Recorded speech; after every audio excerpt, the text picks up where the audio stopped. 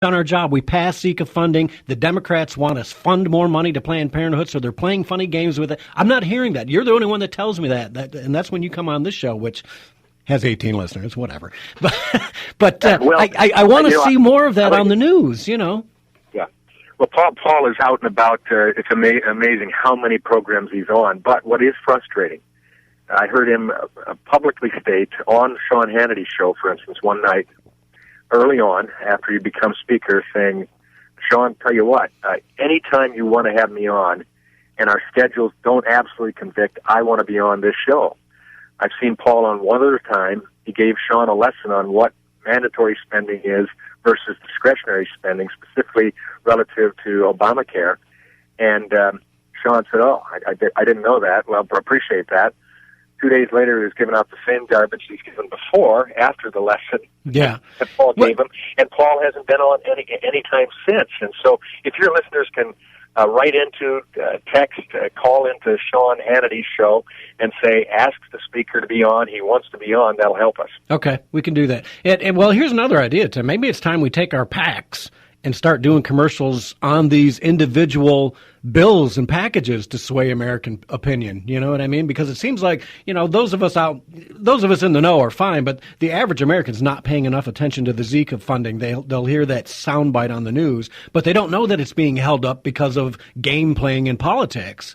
You know, so maybe it's time to have just that 30-second spot saying, we want this Zika funding. The Democrats are holding it up and have a PAC that can pay for that. I know it's money, but still. You know, we have two other bills that are so important that were passed a long time ago. And one was the mental health bill. It was a bipartisan bill. We've been working on it for over 6 years. Finally got it through. It's sitting in the Senate. The second one has been even longer. Our own Fred Upton from Michigan, chairman of Energy and Commerce, worked aggressively to get the Century 21 Cures bill through that really puts funding and implementation processes for getting at the issues of curable diseases and using our National Institutes of Health appropriately and not wasting dollars on some crazy studies, but putting it toward the things that will help cure people with Parkinson's and juvenile diabetes and those type of things. That bill has been held up for a long period of time. One other thing I'll point out to you, you can go to my website, walberg.house.gov. That's my official website, and it'll link you to a proposal that we put out for people to take shots at or to say great.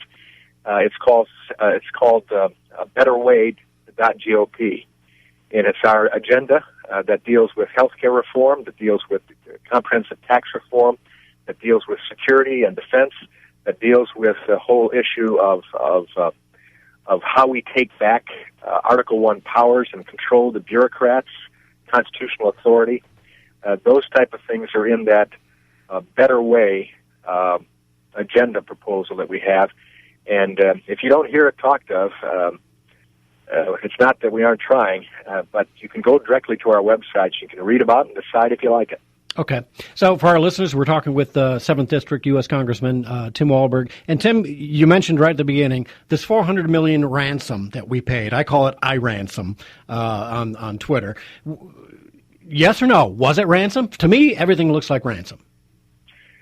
Well, John Kerry, Secretary of State, this last week, in responding on that issue, point blank said that we held the $400 million till the hostage was released. If it looks like a duck, quacks like a duck, it must be a duck. If the $400 came subsequent to the release of hostages, what would you or me or your listeners call it? We'd call it ransom. And that's against all our national policy long term. And this president has not told us the truth.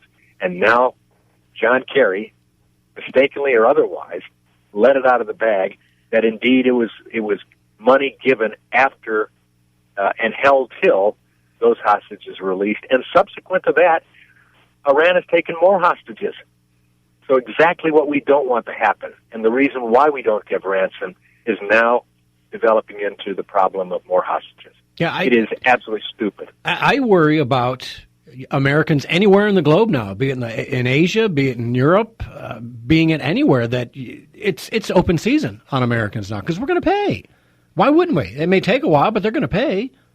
Absolutely. You know, I have a family member that lives in Africa, and full time for 13 years.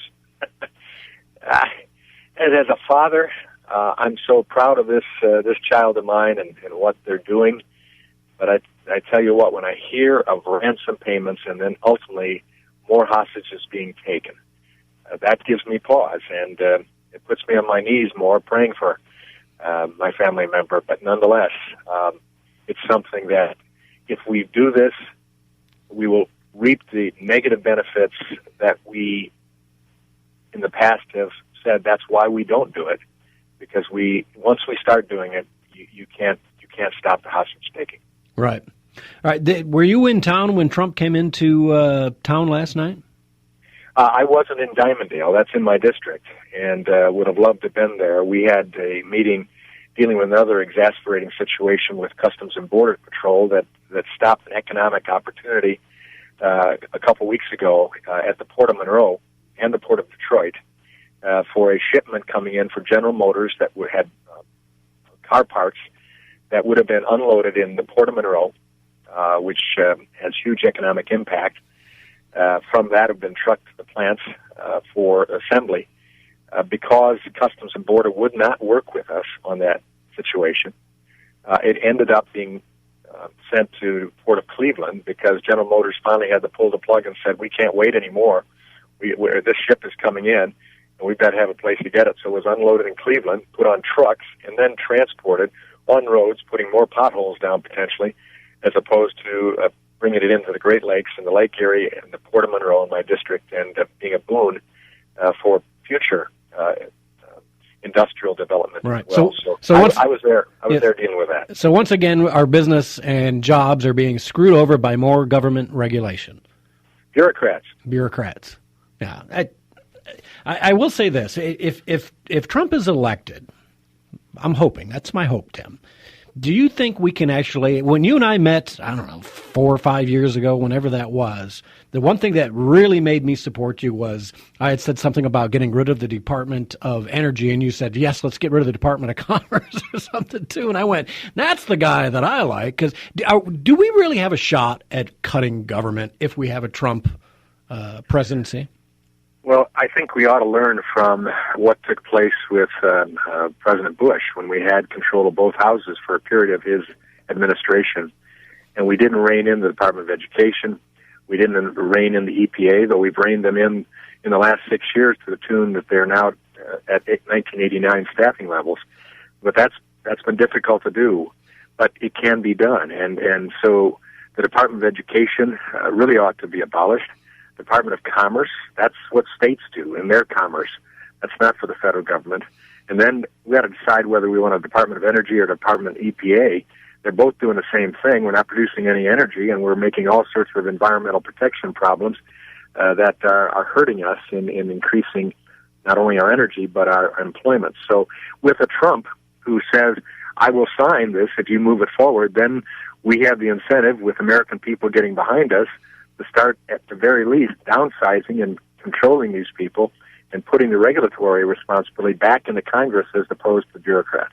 Yeah, great, Tim. So it's great. I'm trying to be positive and optimistic for this election, but there are a lot of days I'm just down, and I'm feeling pretty confident for you. If there's anything else we can do to help you get reelected, but gosh knows we can't have that lady take your spot. So anything we can do to help you out, Gary, we will. I appreciate that, and I just tell your listeners, remember that there's a lot of reasons to be worried and frustrated and confused, but we are Americans, and ultimately we roll up our sleeves and get things done. This issue, it comes down to my race. Who's going to be the Speaker of House vote? That'll be the first vote that we take. If it's my opponent, she will vote for Nancy Pelosi. We know how well that worked out when Nancy Pelosi was Speaker. Yep. You don't want that again. Right. With Donald Trump, there are a lot of concerns with Donald Trump, but doggone it, Donald Trump will work a lot better than Clinton. Yep. And the Congress will work better with Trump than with Clinton. All right. Well, thank you so much, Tim, and hopefully we'll hear from you again soon. Have a great weekend. You too. Bye-bye. And we'll see you on the other side. People are always on the go, driving to work, running errands. How do they keep informed? They listen to Wham Talk 1600 just like you. If you're a business owner, your message can reach these people wherever their travels take them. People tune to Wham Radio for the latest issues, discussed by hosts like Joe Pags, Fayron X, and Dana Lesh. And they'll stay tuned for your message as well. Call 734-971-1600 today and advertise your business with Wham Radio and whamradio.com. Whamradio.com. Fox News Radio, I'm Joe Chiro. The colossal fire east of Los Angeles is now 68% contained. It's starting to cool down, which is a great plus for us. The winds are starting to die down a little bit. Our biggest challenge, it's the weekend, roads are full, and then also as we repopulate, people are going to be coming back into those areas. Fire spokesman Eric Coffrin, some evacuees might be allowed to return home tonight. A huge fish kill in Montana is blamed on a parasite. It's also prompted wildlife officials to indefinitely close nearly 200 miles of the Yellowstone River and some other waterways. Scientists are searching for a cause, including wildfires, and a boat exposed elsewhere wasn't cleaned before launching in the Yellowstone River. The fish were weakened by low water levels, high water temperatures, and stress from fishing and rafting. Fox's Sharon Katchen. State officials fear the closure could devastate businesses. Fox News, we report, you decide. A&H Lawn Service in Saline serves all of southeast Michigan. Co-founders Tim and Brandon have been offering professional lawn maintenance since 1991. Landscape construction, lawn and landscape maintenance, irrigation systems, winterizing, and snow removal. Let A&H Lawn Service help your business with landscaping solutions for today and tomorrow. Tim and Brandon have the professional experience you can count on. Call them today at 734-429-5778. See how their business can help your business. Visit A&H Lawn Service online at ahlawncare.com. Better yet, call Tim and Brandon today at 734-429-5778. Find out how they can make your business look a whole lot better. That's A&H Lawn Service, ahlawncare.com. Hi, I'm Tim Austin, the A in A&H Lawn Service. Brandon and I started our landscape business in 1991 and grown our business into a full-service landscape and landscape maintenance company. We would love to add your name to our list of happy customers. Finding a good mechanic is like finding a good barber or a good doctor. When you find one, you don't go anyplace else. Japanese Auto Professional Service of Ann Arbor at 563 South Main Street are the mechanics you'll go back to time and time again, providing reliable, dependable, and guaranteed auto repair and service for Honda, Toyota, Nissan, Subaru, Kia, Hyundai, any make and model. Japanese Auto Professional Service of Ann Arbor will do it right the first time, every time. It's no small wonder that Jay, Joe, and crew have been in business since 1979. They've built a solid and loyal customer base, and once you visit them, you'll find out why. It's more important now than it has ever been to provide excellent customer service and care, and that's just what you get at Japanese Auto Professional Service of Ann Arbor. And they don't cost an arm or a leg. They're beyond reasonably priced. Japanese Auto Professional Service of Ann Arbor. Schedule your first visit today. Call Japanese Professional Auto Service of Ann Arbor today, 734-996-4606. That's 734-996-4606. It's Monday morning. You send your kids off to school to learn and play. Then you head off to work to provide for your family. Finally, it's the weekend. You go to church, shopping at the mall, and maybe to the movie theater. Sounds like typical American plans, right? Unfortunately, sometimes evil steps in, and daily life is forever altered. No one thinks it'll happen to them, to their family, in their town, until it does. Mass killings are too often the headline on the evening news, and we feel helpless to stop them. The answer to stopping these tragedies isn't to take away our Second Amendment rights. The answer is to add Templar integrated security solutions to our lives. To find out how to help create safe havens in your weekly schedule, visit TemplarISS.com. That's TemplarISS.com, because rapid responses save lives.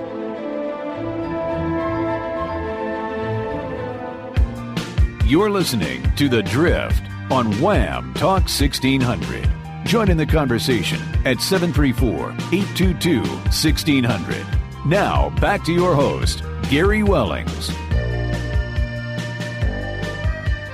And welcome back. Thank you for tuning in to catch my drift here at Wham Talk 1600. And remember, you can catch the podcast of this show at rednationrising.us in the evenings, Saturday and Sundays. So check them out, rednationrising.us.